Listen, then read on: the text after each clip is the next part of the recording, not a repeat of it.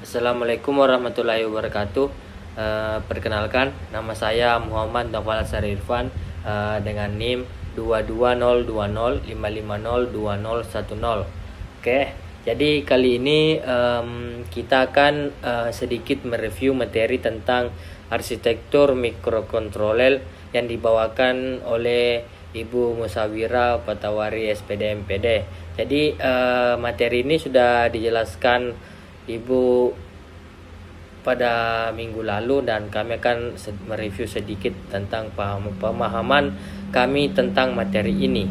Nah, langsung saja kita akan menjelaskan yaitu CPU atau Central Processing Unit, ada juga memori, bus system, peripheral, interrupt system, dan input output ports, clock system, power management, on-chip debugging, and programming interface. Nah, apa sih itu CPU teman-teman? Nah, jadi CPU itu singkatan dari Central Processing Unit. Nah, jadi CPU ini adalah inti dari mikrokontroler yang menjalankan instruksi-instruksi program seperti aritmetika, logika, dan kontrol berdasarkan instruksi-instruksi yang disimpan dalam memori. Nah, ini ya. Jadi komponen utama CPU itu ada 9. Yang pertama itu ada arithmetic unit. Nah, apa sih itu arithmetic unit?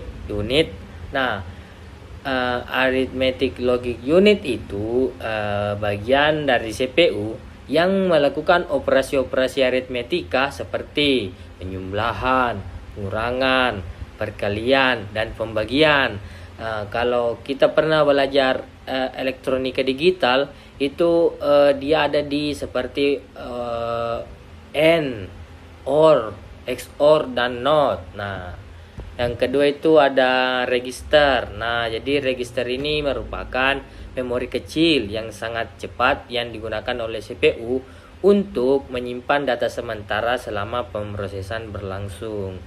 Nah, yang ketiga itu ada control unit. Nah, jadi control unit ini merupakan bagian dari CPU yang mengarahkan operasi mikrokontroler. Jadi contoh dari unit ini menginterpretasikan instruksi-instruksi dari memori program dan menghasilkan sinyal kontrol yang menentukan bagaimana arithmetical logic unit, register, dan bagaimana lainnya dari mikrokontroler ini bisa beroperasi.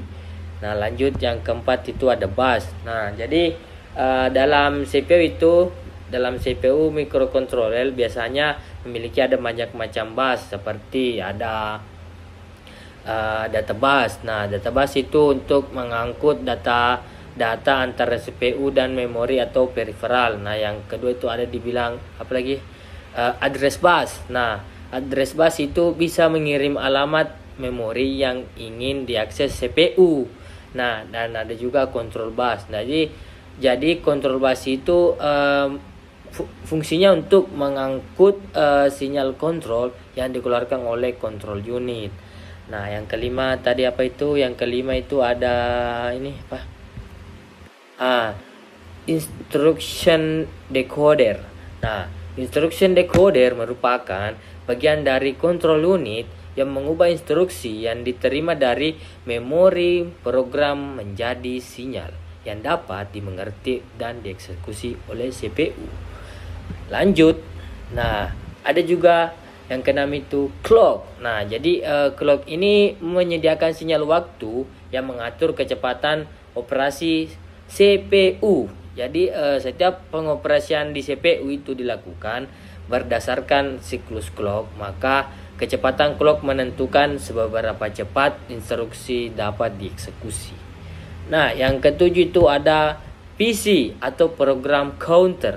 Nah, jadi program counter itu merupakan register khusus yang menyimpan alamat instruksi berikutnya yang akan dieksekusi. Nah, setelah satu instruksi dieksekusi, maka PC ini biasanya ditingkatkan atau ditingkatkan untuk menunjuk ke instruksi berikutnya. Nah, lanjut itu yang ke-8 ada SP, stack pointer. Jadi stack pointer ini merupakan register yang mengolah tumpukan atau stack, yaitu area memori yang digunakan untuk penyimpanan sementara data dan alamat. Nah, terutama selama pemanggilan fungsi atau penekanan interupsi. Oke. Lanjut yang terakhir itu interrupt controller. Jadi interrupt controller ini dalam beberapa arsitektur CPU dilengkapi dengan interrupt controller yang menangani permintaan interupsi dari peripheral atau komponen lain. Nah, oke. Itu memori. Apa itu memori, teman-teman? Jadi memori itu adalah komponen penting yang berfungsi sebagai tempat penyimpanan data dan instruksi yang digunakan oleh CPU. Ingat teman-teman ya. Jadi microcontroller ini biasanya memiliki beberapa jenis memori yang digunakan untuk keperluan yang berbeda-beda, dan masing-masing jenis memiliki karakteristik dan fungsi spesifik. Nah, langsung yang terakhir mungkin ya. One chip debugging and programming interface. Oh ya, ini yang terakhir tadi ya, yang ke-9.